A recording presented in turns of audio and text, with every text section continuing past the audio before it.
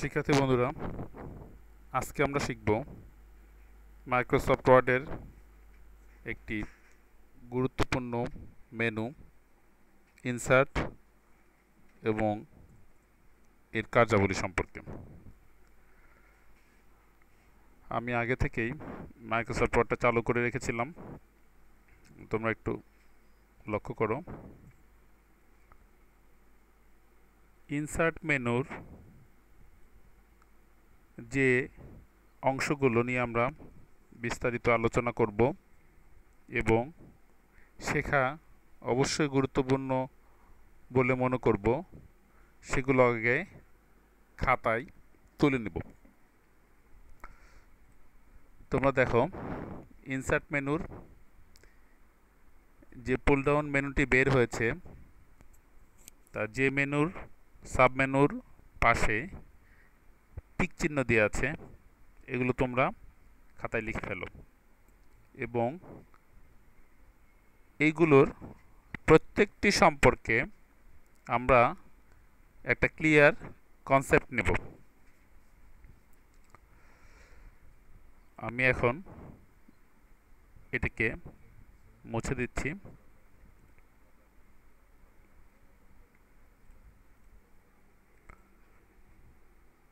এই পাশের টাস্ক প্যানটিকে আমরা বন্ধ করছি। ইনসার্ট মেনুর প্রথম পুল ডাউন মেনুটি হচ্ছে ব্রেক। আমরা ক্লিক করি,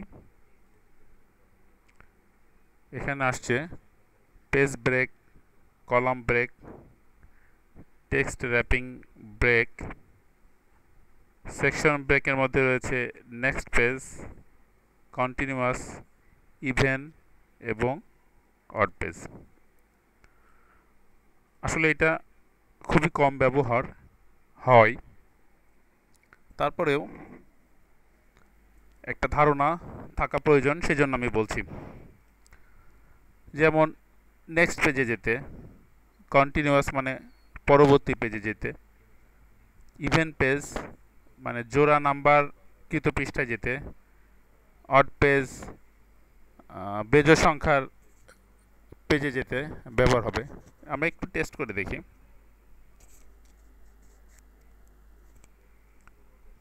নেক্সট পেজ, এখন আমরা আছি 1 নাম্বার পেজে। নেক্সট পেজ দিয়ে ওকে করলে খেয়াল করে দেখো আমরা 2 নম্বর পেজে গিয়েছি। ইনসার্ট ব্রেক, ইভেন মানে আমি বলেছি জোড়া সংখ্যা, জোড়া সংখ্যার পৃষ্ঠা। ইভেন পেজে ক্লিক করে ওকে দেই, আমরা 4 নম্বর পৃষ্ঠায় চলে গেছি।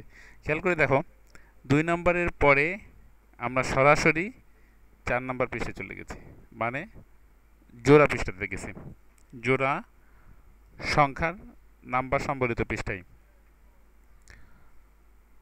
ইনসার্ট ব্রেক অড পেজ মানে বেজোড় সংখ্যার পৃষ্ঠায় ক্লিক করি, 5 নম্বরে গেছে। আসলে এগুলোর ব্যবহার খুবই কম হয় প্র্যাকটিক্যাল ইউজেসের ক্ষেত্রে, জাস্ট একটা ধারণা রাখার জন্য। উপরের দিকে রয়েছিল page break, column break, text wrapping break. Page break দিলে কি হয় আমরা একটু দেখি। এখন আমরা 5 নাম্বার পেজে রয়েছি, ওকে দেই, দেখো আমরা পেজ ব্রেক করে 6 নাম্বার পেজে এসেছি। তো যাই হোক, পর্যায়ক্রমে শিখতে গিয়ে তোমরা দেখবা অনেক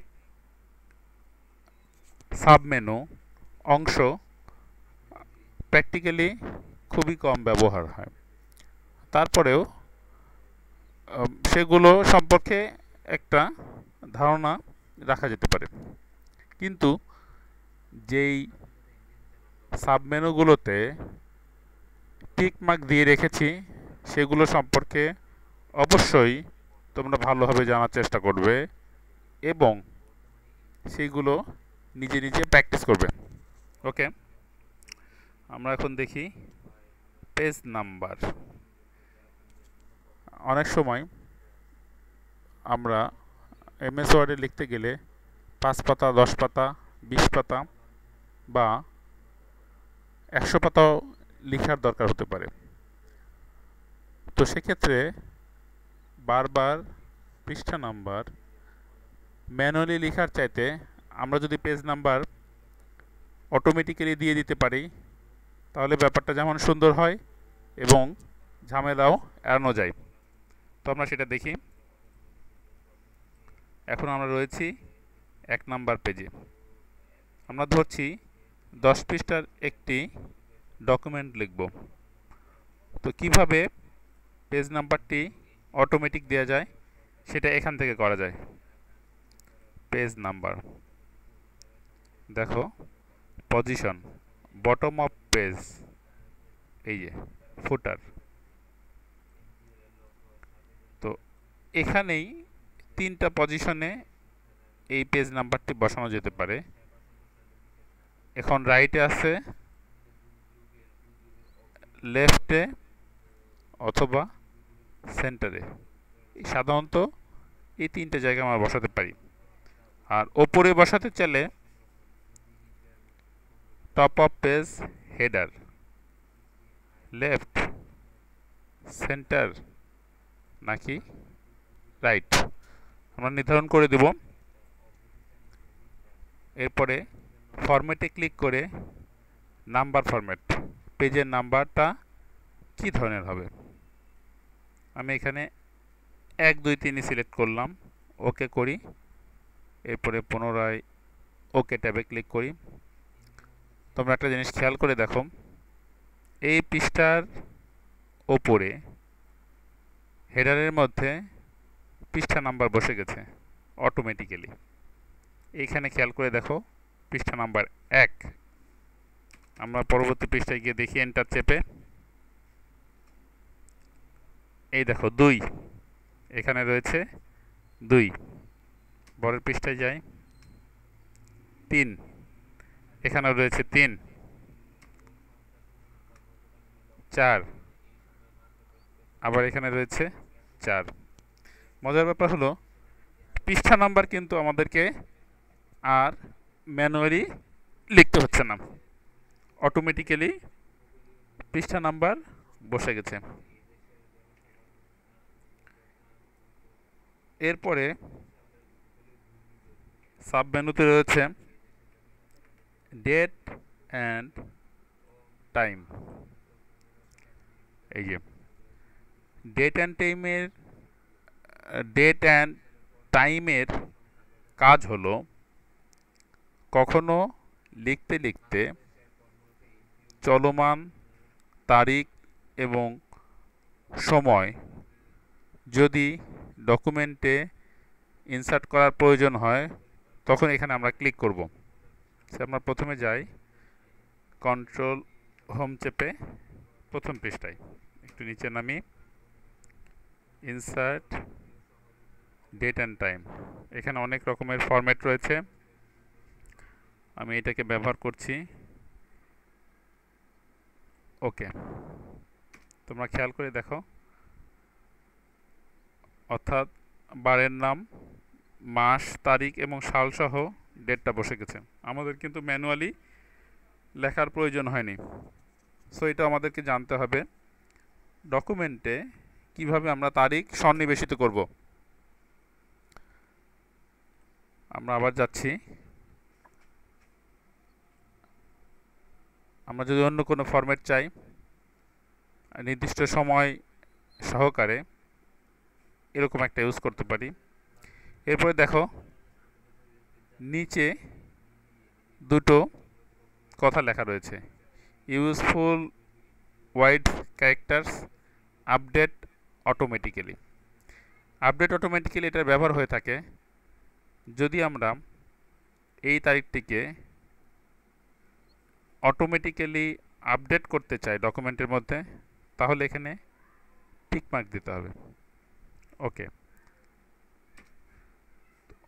অটোমেটিক্যালি আমরা যখন পরবর্তীতে 2 দিন বা 3 দিন পরে এই ডকুমেন্টটি খুলব তখন দেখব তারিখটি অটোমেটিক্যালি চেঞ্জ হয়ে গেছে।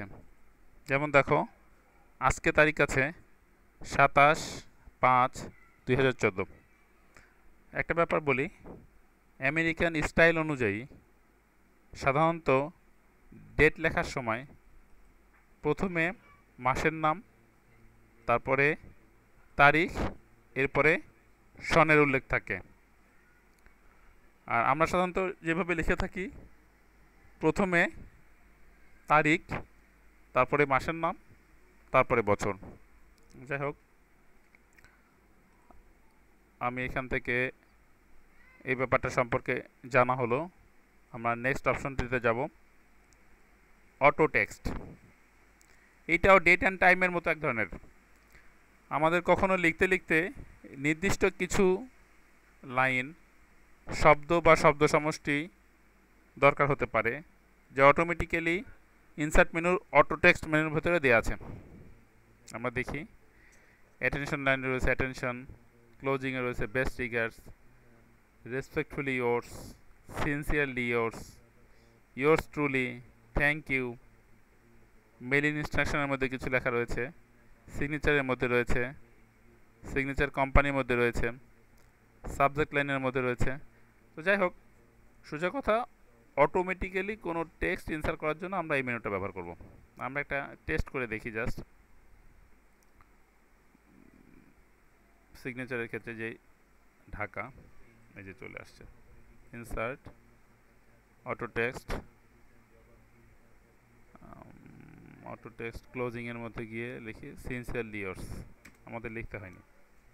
ওকে, আমরা নেক্সট অপশনে যাই। অটো টেক্সটের পরে আমরা শিখব সিম্বল সম্পর্কে। ফিল্ডটা আসলে অতটা গুরুত্বপূর্ণ না, ব্যবহারটা কম। এখানে কিছু ফর্মুলার ব্যবহার রয়েছে। ইনসার্টের পরে আমরা যাব সিম্বল। কম্পিউটারে অনেক কিছু রয়েছে, বিশেষ করে অক্ষর লেখার ক্ষেত্রে বা সিম্বলের ক্ষেত্রে, যেগুলো নর্মালি কিবোর্ড থেকে টাইপ করা যায় না, সেটা আমরা এখান থেকে যাব। সিম্বল, স্পেশাল ক্যারেক্টার রয়েছে। সিম্বলের মধ্যে রয়েছে অনেক ধরনের সিম্বল। তো সে আমরা যেমন দেখি, কপিরাইটের এই চিহ্নটা আমাদের কখনো কখনো দরকার হতে পারে। এই যে আমি বড় করে নিচ্ছি, এটা কিন্তু কিবোর্ড থেকে টাইপ করে আনা যাবে না, বা এরকম একটা সিম্বলের দরকার হতে পারে। আমি একটু যাচ্ছি ভেতরে, ইনসার্ট সিম্বল, স্পেশাল ক্যারেক্টারের মধ্যে বিভিন্ন ধরনের সিম্বল রয়েছে। এই যে ট্রেডমার্ক, আমরা অনেক সময় এটা লেখার দরকার হতে পারে। বা ইনসার্ট সিম্বল, স্পেশাল ক্যারেক্টারের মধ্যে রয়েছে। আচ্ছা, আমরা এখানে যাই, এখান থেকে নর্মাল টেক্সট। আর একটা ব্যাপার আছে, অনেক সময় বাংলা লিখতে গিয়ে আমরা খুব ঝামেলায় পড়ি, দেখা যাচ্ছে যুক্তাক্ষর লিখতে পারছি না। একটু বুদ্ধি খাটালে এখান থেকে কিন্তু যুক্তাক্ষরটা নিয়ে আসা সম্ভব। নর্মাল টেক্সট,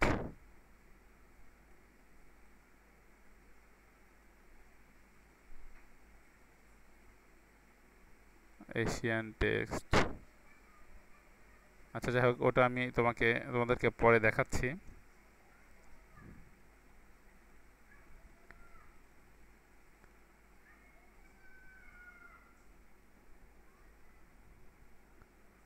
স্পেশাল ক্যারেক্টার কি লেখা যায়, এটা লেখা যেতে পারে।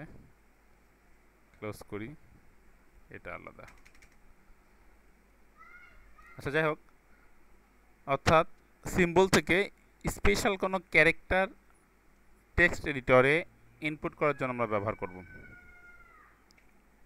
এরপরে আমরা যাব পিকচার।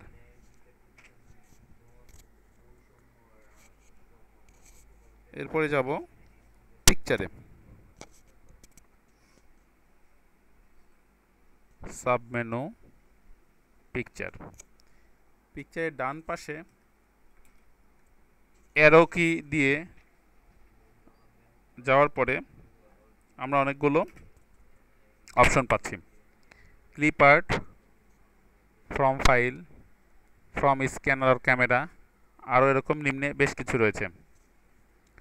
তো ডকুমেন্টে কাজ করতে গিয়ে অনেক সময় আমাদের ছোট ছোট ক্লিপ আর্ট বা ছবি সংযোজনের প্রয়োজন হতে পারে। তখন আমরা ইনসার্ট মেনুর এই অপশন থেকে কাজগুলো করব। আমি এডিটিং স্ক্রিনে এসে প্রথমে এগুলো মুছে দিচ্ছি। কন্ট্রোল এ চেপে সব ব্লক করে ডিলিট চাপলাম। এখন দেখো ইনসার্ট, পিকচার, ক্লিপ আর্ট, এখানে টাস্ক প্যান চালু হয়েছে। এখানে লেখা আছে ক্লিপ অর্গানাইজার। ক্লিক করি। অফিস কালেকশন হতে আমরা যে কোনো একটা চুজ করি। সেইটা আমরা কাবা ঘরের ছবিটা নিলাম।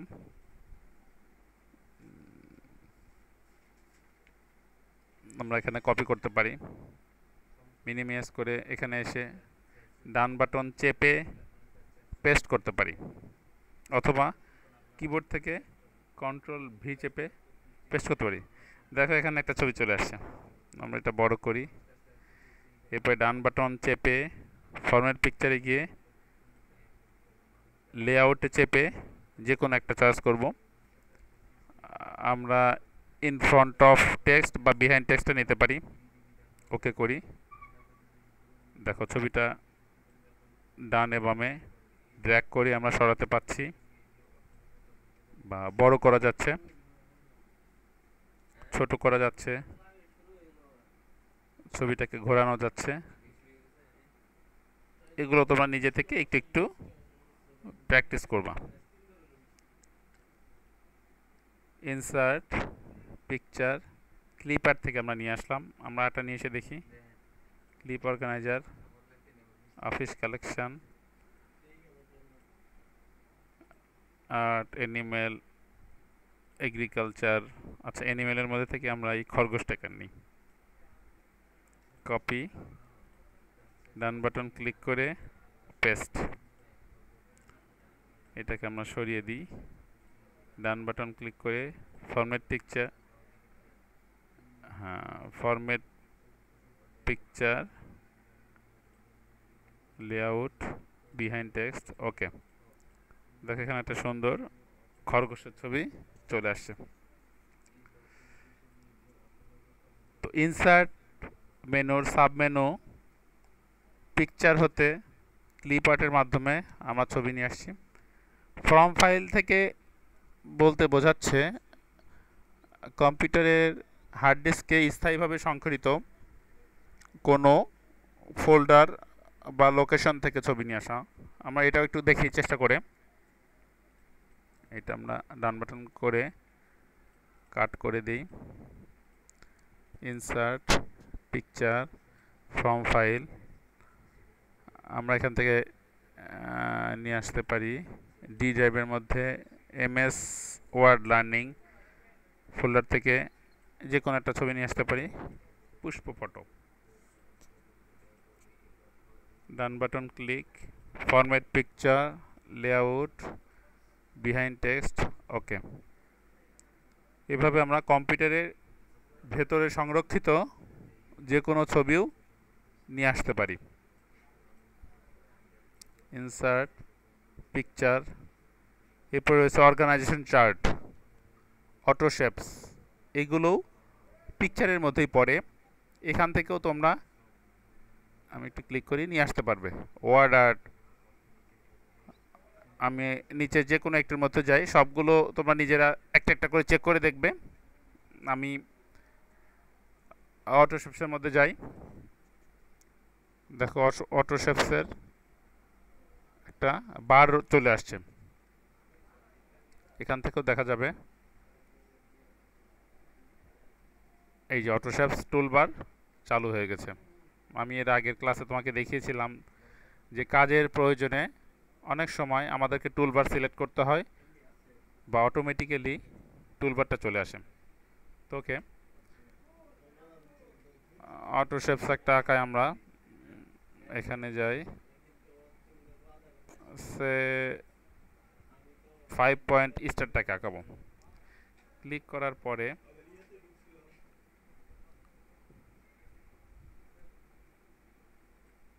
দেখো একটা সুন্দর অটো শেপ হয়ে গেছে। আমরা আরেকটা আঁকাই, এই এর জন্য টাকাতে পারি।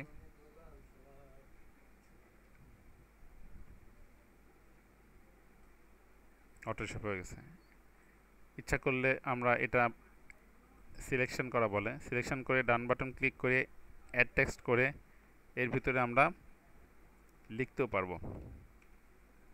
লেখার ইয়েটা বড় করে নিই, কন্ট্রোল এবং থার্ড ব্র্যাকেটের ক্লোজিংটা চেপে বড় করে নেওয়া যেতে পারে। PUSHPO। আমরা লেখাটার সাইজটাকে ছোট করে নিই একটু। PUSHPO। জাস্ট এগুলো তোমাদেরকে দেখানোর জন্য, তোমরা নিজেরাই এইভাবে ট্রাই করবে। আমি এখান থেকে বেরিয়ে যাচ্ছি। ইনসার্ট মেনুর পিকচারের মধ্যে আর একটা সুন্দর অপশন রয়েছে, এটা আমি একটু দেখাই। আমি এগুলোকে কেটে দিচ্ছি, কাট, ব্লক করে কাট, ইনসার্ট পিকচার ওয়ার্ড আর্ট। আমাদের অনেক সময় আর্ট অপশন ব্যবহার করে লিখতে হয়। তো তোমরা সাধারণত তোমাদের নিজের নাম লিখে এটা টেস্ট করে দেখবা। আমি এখানে এই মুহূর্তে আমার নাম দিয়ে টেস্ট করছি। সেই ডিজাইনটা আমার পছন্দ হয়েছে, আমি ক্লিক করে ওকে নিচ্ছি। এখানে লেখা আছে ইওর টেক্সট হেয়ার। আমরা এটা ব্যাক স্পেস দিয়ে মুছে দিয়ে লিখব।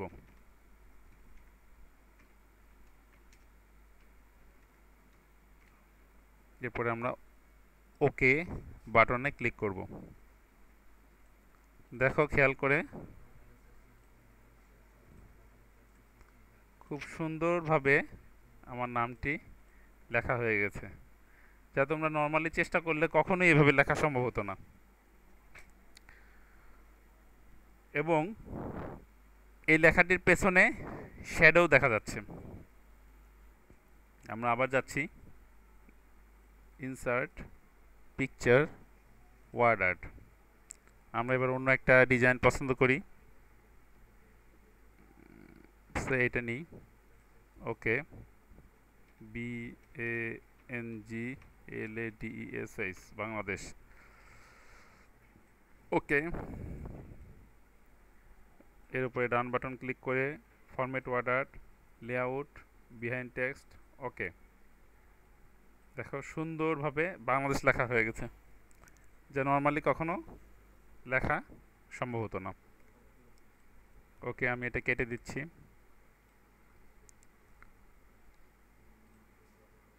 অটো শেপসের ব্যাপারটাও আমি দেখিয়েছি, আচ্ছা এটা বাদ রাখি। Insert picture. দেখো যদি কখনো বাইরে থেকে কোনো ছবি কম্পিউটারে সংযোজন করার দরকার হয়, সেক্ষেত্রে এই অপশানটি ইউজ করব। কম্পিউটারের ইউএসবি পোর্টের সঙ্গে ডিজিটাল ক্যামেরা লাগানো যেতে পারে, অথবা ইউএসবি পোর্টের সঙ্গে যদি স্ক্যানার লাগানো থাকে তাহলে সেই অপশনটা ব্যবহার করব এবং সেখান থেকে ছবিটা এক্সট্র্যাক্ট করে আমরা কম্পিউটারে নেব। অর্গানাইজেশন চার্ট সম্পর্কে একটু বলি। অর্গানাইজেশন চার্ট হচ্ছে কোনো প্রতিষ্ঠানে এমপ্লয়ীদের স্ট্রাকচারটা কেমন সেটা লেখার প্রয়োজনে অর্গানাইজেশন চার্ট ব্যবহার হয়। আমি জাস্ট একটু ধারণা দিই ছোট করে। এখানে চলে আসছে, ব্যাক স্পেস দিই, একটুখানি আমি একটু দেখাচ্ছি। আমরা আগে এটা মুছে দিই, তাহলে সুবিধা হবে। Insert picture organisation chart. দেখো সে এখানে রয়েছে ম্যানেজার। ম্যানেজারের আন্ডারে আরও 3 জন রয়েছে, হতে পারে এটা assistant manager 1, assistant manager 2, assistant manager 3 সে। অর্থাৎ কোম্পানি অর্গানোগ্রাম বা অর্গানাইজেশন চার্ট তৈরি করার ক্ষেত্রে এই অপশনটি ব্যবহার করতে হয়। ওকে, আমি এখান থেকে বেরিয়ে যাচ্ছি। আমরা এটা ব্লক করি, তারপরে কেটে দিই বা মুছে দিই। টাস্ক প্যানটাকে আমরা বন্ধ করি। ইনসার্ট,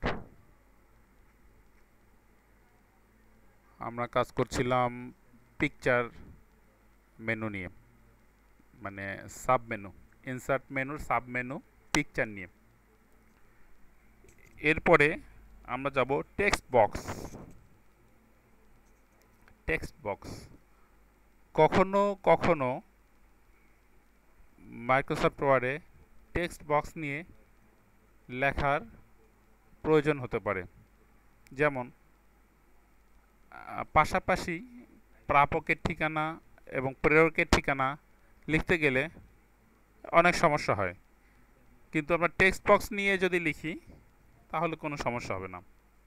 যেমন নর্মালি আমরা লেখার চেষ্টা করে দেখি, এই পাশে কোনো কিছু লিখে একটুখানি তোমরা খেয়াল করো, যদি এখানে আমরা লিখতে চাই, সরিয়ে গিয়ে এখানে হয়তো লিখলাম, আবার সরিয়ে গিয়ে এখানে হয়তো লিখলাম, আবার সরে গিয়ে এখানে লিখলাম, তো এই ব্যাপারটা বেশ ঝামেলাযুক্ত এবং ফরম্যাট করতে গিয়েও পরবর্তীতে অসুবিধা হয়। সেজন্য আমরা এভাবে যাব না, আমরা ইনসার্টের ভেতর থেকে টেক্সট বক্স নিয়ে বক্স নিব, টেক্সট বক্স যার মধ্যে টেক্সট লিখতে পারবো। তো এখানে লেখার যে ধারাবাহিকতা, হরিজন্টাল না ভার্টিক্যাল, আমরা এটা নিব। সাধারণত এইভাবে লিখে থাকি। ঠিক এরকমটি আসার পরে আমরা এন্টারের উপরের ব্যাক স্পেসটা চাপ দেব। প্লাস আকারটা ধারণ করলে বাম বাটন চাপ দিয়ে ধরে রাখা অবস্থায় ড্র্যাগ করব, সেক্ষেত্রে একটি টেক্সট বক্স তৈরি হবে। বাম বাটন ছেড়ে দেব। তোমরা খেয়াল করো, এই যে 4টা অ্যারো কি থাকা অবস্থায় ক্লিক করলে এটা ব্লক হবে। এরপরে কন্ট্রোল চেপে আমরা এটাকে সরালে অনুরূপ সাইজের আরও একটি টেক্সট বক্স তৈরি হয়ে যাবে।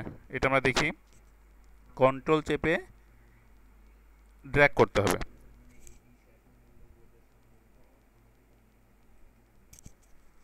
দেখো, হুবহু একই মাপের আরেকটি টেক্সট বক্স তৈরি হয়েছে।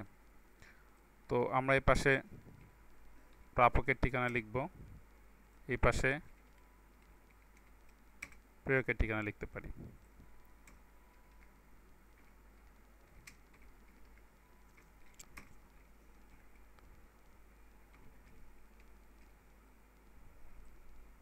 ফ্রম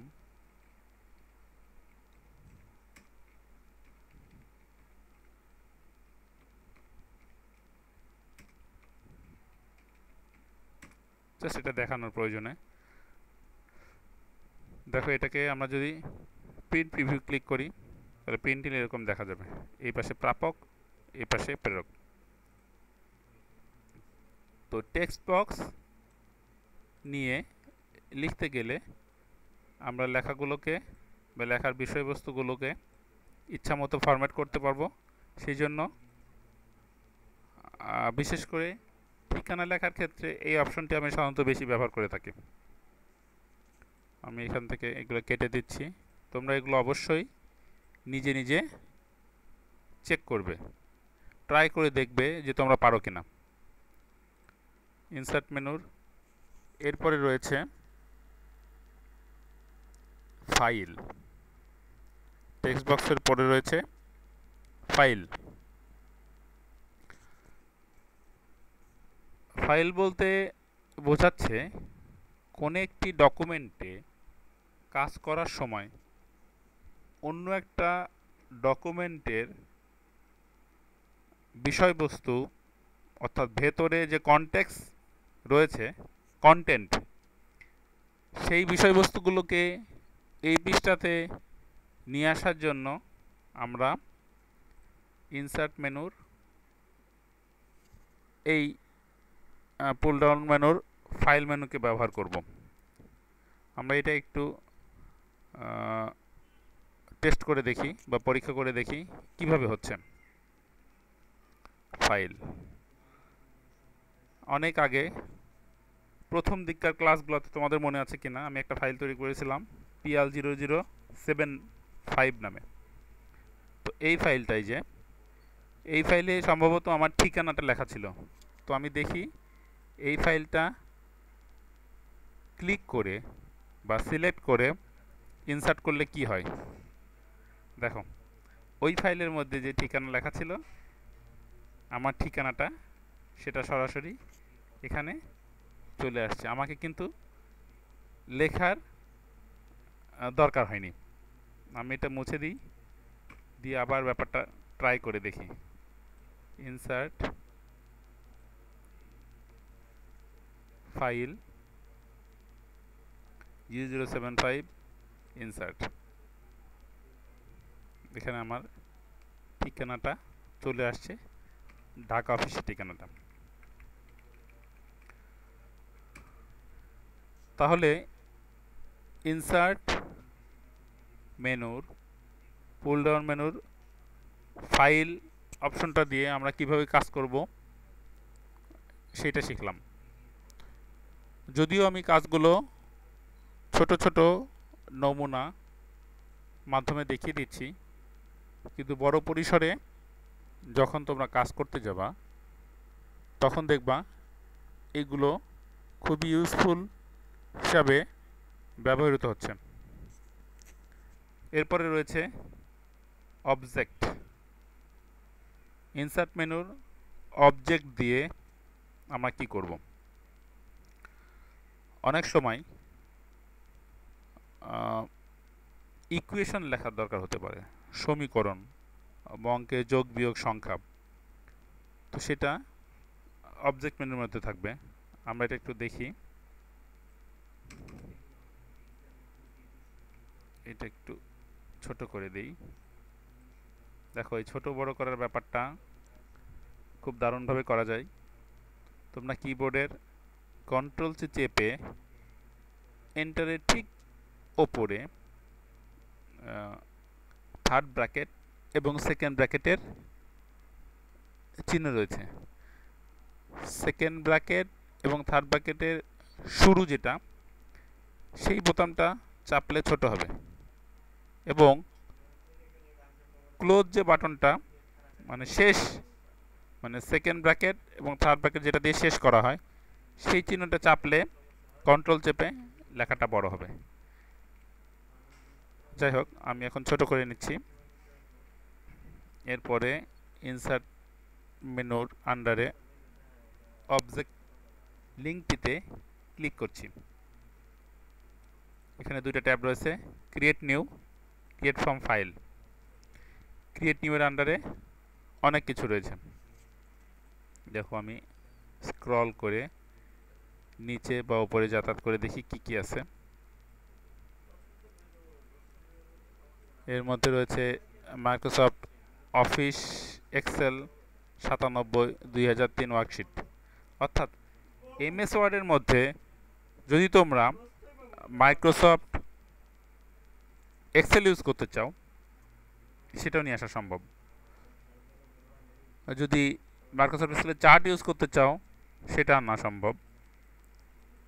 ইভেন এখানে ইচ্ছা করলে মাইক্রোসফটের পাওয়ার পয়েন্ট স্লাইড অপশনে নিয়ে আসা সম্ভব। যাই হোক, আমি মাইক্রোসফট ইকুয়েশনটাকে নিয়ে আসছি।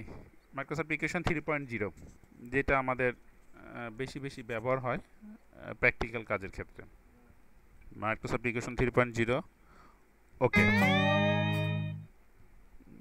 এখানে কি লেখা দেখি, the office assistant requires Microsoft agent 2.0 letter, this product is available on the office system pack. যাই হোক, একটা মেসেজ দিল, বাট ইকুয়েশনের অপশনটা চলে আসছে। দেখো, এখান থেকে আমরা ইকুয়েশন লিখতে পারবো। আমরা এই অপশনটা নিই, 8, সরি, আমরা আবার যাচ্ছি, এই টাচ প্যানটিকে বন্ধ করে দিই, এটাকে একটু উপরে ওঠায় বা মুছে দিতে পারি, দরকার নেই। ইনসার্ট অবজেক্ট,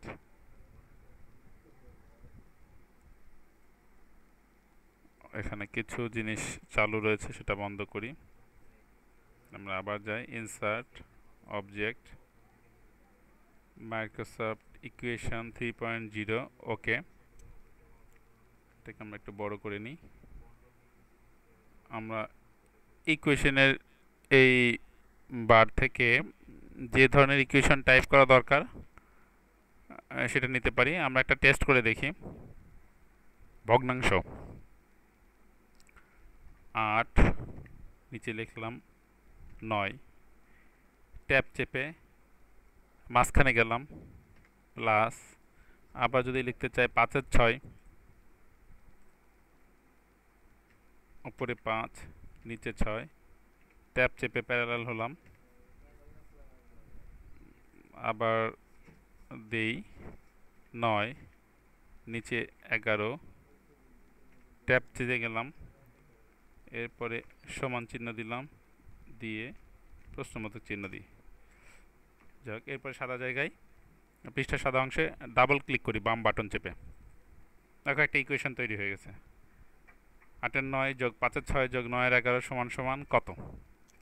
তো এই ধরনের কোনো কিছু লেখার ক্ষেত্রে আমরা ইনসার্ট মেনুর অবজেক্ট, এই পুল ডাউন মেনু বা সাব মেনুটাকে ব্যবহার করব।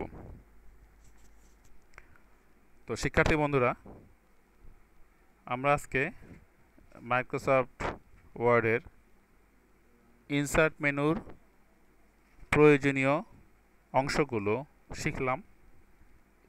আমরা এই ভিডিও লেসনটি পুনরায় বা বারবার ভালো করে দেখব এবং যে কাজগুলো এতক্ষণ শিখলাম তা নিজে নিজে প্র্যাকটিস করব। তো আজকের মতো এখানেই শেষ করছি। তোমরা ভালো থেকো। খোদা হাফেজ।